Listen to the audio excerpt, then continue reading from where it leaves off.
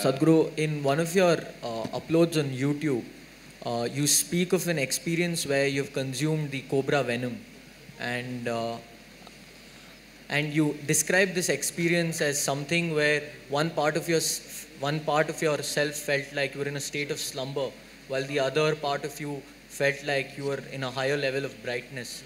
So, how do you perceive the use of other natural intoxicants such as weed or bhang, which take you to the same level of higher consciousness, but the only difference lies in the means which are adopted in reaching that higher level of consciousness? So could you also tell us what your take is on whether or not marijuana should be decriminalized, given that there is enough evidence to suggest that there is medical benefits associated with the consumption of marijuana? Medical benefits are for those who are sick, isn't it?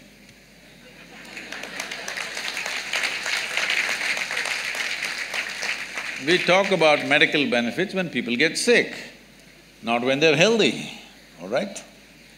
So, I'm glad you've been doing some research about finding that cobra venom thing. We are not consuming cobra venom on a daily basis, we are consuming mercury on a daily basis sometimes.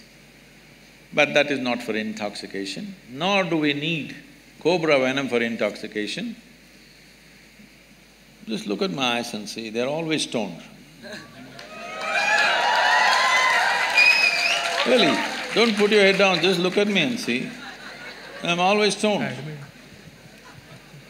I never touched a substance. But is it true that this human mechanism is the most sophisticated chemical factory on the planet? Hello?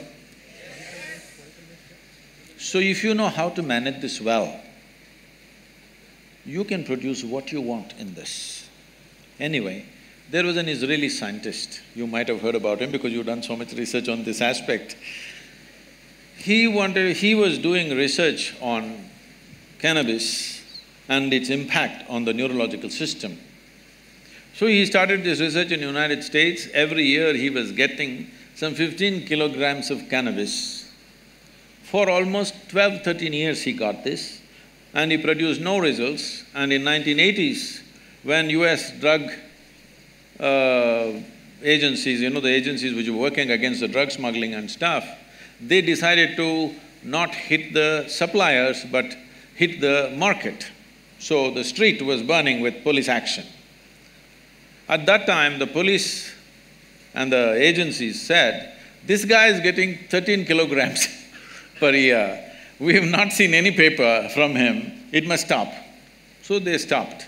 Then he moved to Israel and he showed what he has done, and they supplied marijuana for him as much as he wants. In about 4.5 years, he came up with this. He said, there are millions of cannabis receptors in our brain. But why? So he threw this information to all kinds of scientific disciplines to find out why in human brain there are millions of cannabis receptors. Well, naturally the anthropologist said maybe at some time the whole humanity was smoking but that's not possible because many parts of the world it doesn't exist. But even there, they have. After many things, many funny things happened around the world in this context, then the neurologists came up with this and said, the brain is expecting that you will produce cannabis within the system. It's not expecting you to smoke. It's expecting you produce that so that it becomes a mood equalizer for you all the time. But most human beings have become inefficient chemical factories, or they're just lousy CEOs managing a great factory. So they start smoking from outside It's not a moral issue. It's not a moral issue for me. But the thing is, there is substantial studies which are being put down by those few activists who want to promote it. There is substantial studies to show that your decision-making, your certain dimensions of your brain, particularly about decision-making, are sufficiently suppressed if you smoke marijuana for 30 days, this will last for 4 to 5 years. Your decision-making is clearly affected.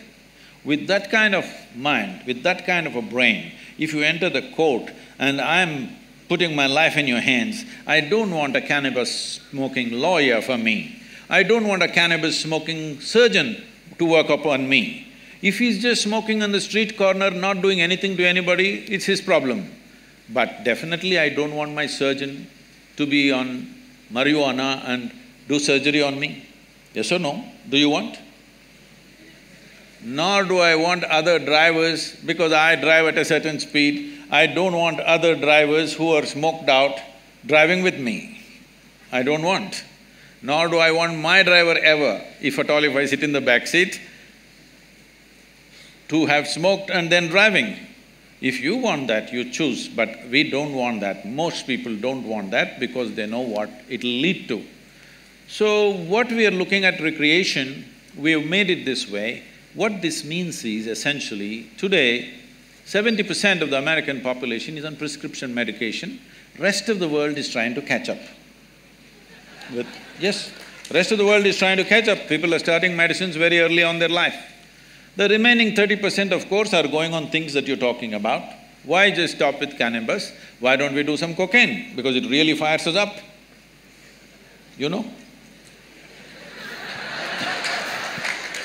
It's okay, man. It's all right with me. I told you it's not a moral issue for me. It's a question of whether it'll enhance your life or suppress your life. Whether it'll allow you to live your life full on, or will it make you a smaller life than the way you are, or what you're capable of. Nothing less than what you can do must happen in this life, isn't it? For whatever reason. Either because of your attitudes, or your stress, or your drug, or for whatever reason, you should not become a human being less than what you could be. You must maximize this life, because all you have in this life is how intense and profound is your experience of life, that's all there is. And half the time if you're dazed out, you will miss that possibility. But if you come to me, I can teach you a way. Simply you can sit here and be stoned out. No…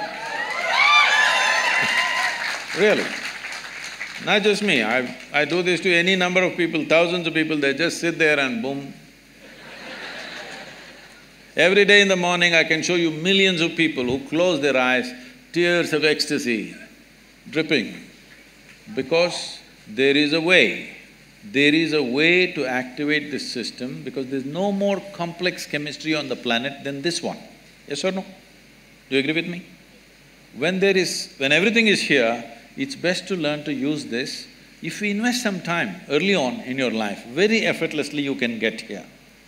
Instead of that, if you take external inputs, we know all the negative impacts of that.